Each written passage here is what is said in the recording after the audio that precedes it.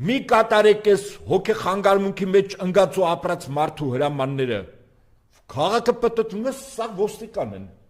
Սահմանում զինվոր չկա, քաղաքը ոստիկանությամբ լցված է։ Բա պարապ գործ է, ֆորմեն հագնում են,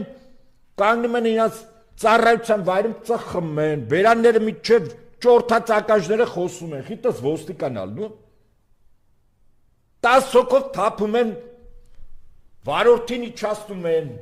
հարվածում են։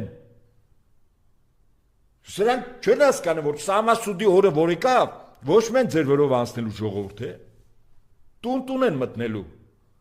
Էսի չհրամաններ եկա, ձեզով այդ իրավասությունը տվել, մարդուն իջացնել,